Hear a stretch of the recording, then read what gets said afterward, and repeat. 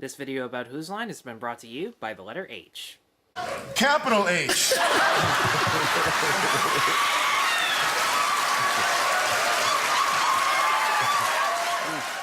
Whose Line is it anyway? The show where everything is made up and the points don't matter.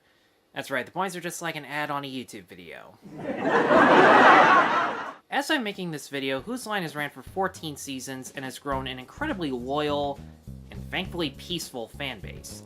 And in between their 6-year hiatus, they produced 2 different shows, Drew Carey's green screen show and Improv-a-Ganza, featuring most of the original cast members and crew, and featuring some of the original games.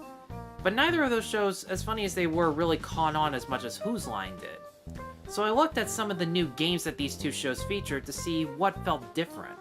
And what I noticed was that the new games had a lot less rules and more creative freedom that the actors could use. Why is that a problem, you might ask? Well, if you look back on the original games Whose Line still uses to this day, you might notice that there are rules on what they could or couldn't do, and they had a tough time coming up with anything to say, let alone how to perform it. And it's those restrictions that made those moments all the more hilarious and inventive. I can see your bathroom habits have really taken a toll. I can see your big fat ass is stuck in that bowl. I'll spread your ass with butter and pop you like a cork.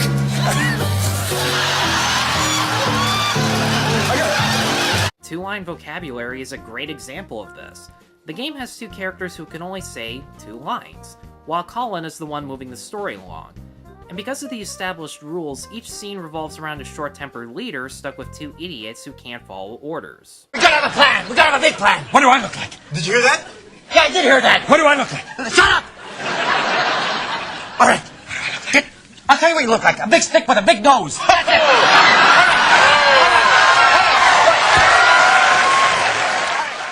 It's a formula that can work for any scene, but it's the timing and delivery between the actors that make each segment memorable. And that's the objective of the show.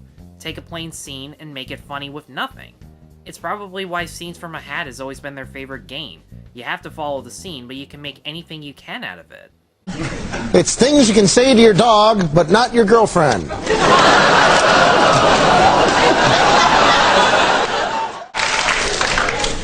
Come!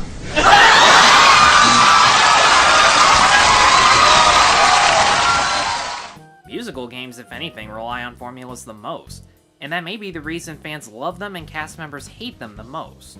The games usually allow for the 4 to make material based on each other's reactions, whereas hoedowns and Irish drinking songs, they have to come up with most or all of the material completely on their own. And as a fan, much of the comedy does come from how miserable they look, along with how they come up with the most random answers just to get the game over with. I'm marrying a girl, she's a little messy. At times she reminds me of a very young Joe Pesci. I'd like to stop it, but I don't know what to say.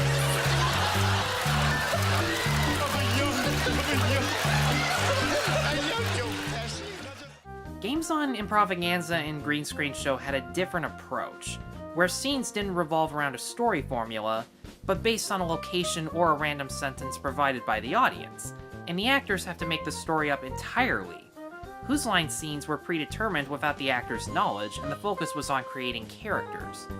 The focus on creating character and story at the same time isn't as funny because now they have to explain most of the joke just to get a laugh. Morning, Doctor. Hello, Mr. Quandary. Good to see you again. I thought you'd been let go after the terrible things that happened yesterday. I was let go, but then they forgot and I came back. Well, normally they don't forget when 4 people die under your knife. We have a lot in common, you know.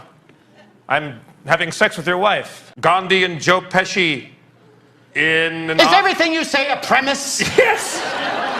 And with Green Screen Show especially, it definitely had a unique concept, and the actors' chemistry could keep the audience entertained without knowing what the effects were. But that's the thing, we know they're not laughing at the effects. So when something legitimately funny happens because of the added-in sound effects or animation, and the audience's reaction doesn't match up, it's harder to sell the joke. Now you might say on Whose Line that there are plenty of times when actors break the rules and they still get a joke, and yeah, there are. But that's the thing. There were rules to break in the first place. Singing a song about a vending machine. Don't you know that it's really not my scene? Trying to think of something clever with a little twist. If we do another hoedown, I'll slit my fucking wrist.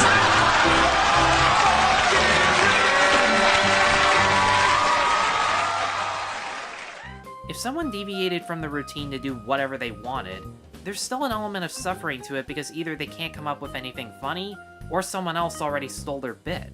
And it's funny to laugh at them whenever they fail. Could you tell me if the doctor is voiding on the guiding?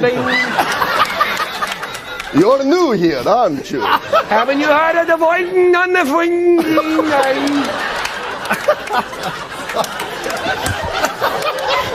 Kids.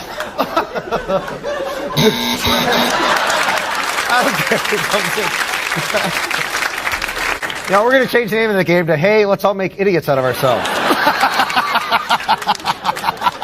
Green screen show and Improv-a-Ganza definitely allowed for more creative freedom, but without as many barriers, there wasn't as much of a surprise when something funny happened. There are still games with stakes, like one-syllable word or freeze tag, but again, they could still control the story as much as they can. Now, some might say being given scenarios to work with already kind of goes against how improv works, but as far back as improvisational theater goes, that was originally what performers would do. From the 16th to 18th centuries, commedia dell'arte was a form of theater performed on the streets of Italy, and one of the defining features was that, while it was improvised, the story, characters, and their outcomes were usually laid out for the audience right at the beginning, just even in the prologue. It wasn't about what story was being told, it's how it was told. Sound familiar? Characters and their traits were recognizable by their costumes and masks. Harlequin was a comic servant out to thwart his master. The innamorate, if I got that wrong I apologize, are hopeless lovers who overcome obstacles such as the pantalon, a greedy man of high class who's usually one lover's disapproved father. And that's just to name a few. And one thing Whose Line has in common with commedia dell'arte is that each game is set apart by different structures that they each have. Can I help you? Why don't you wander over there and get some of that special pepperoni of yours? Why don't you stay there and let something rise? Oh! Hello, girl. You're a jolly sort. That's 'cause I don't let things get to me. Sometimes they might get to me, but they don't get to me. Mr. Brady, I warned you about Viagra's side effects. Today we bury Madonna. Damn your Now, for the record, I do think all three of these shows are legitimately funny. Even in Green Screen Show and Improv-a-Ganza at their worst moments, when they have to explain everything right from the get-go, the actors' chemistry and timing make even the easiest jokes sound hilarious. And that's more than worth it for me. But when I look back on them and figure out what it was that set them apart from Whose Line, it was really easy to see that these games, as decent as they were, didn't have the exact same rhythm. Jackie Chan once said about his fight choreography that there was a rhythm to it, and that the audience doesn't know the rhythm's there until it's not there. And I think for most general audiences, that's how they felt about these other improv shows. Then again, the points really don't matter all that much, do they? Well guys, thank you very much for watching. If you're a big Whose Line fan, what are some of your favorite games and moments? And what are some of your favorite moments from Green Screen Show or Improv-a-Ganza? Because honestly, there are quite a few. Be sure to let me know in the comments below. Be sure to like, subscribe, check out my other reviews at noperfectmovie.com. And once again, thank you all very much for watching. Take care.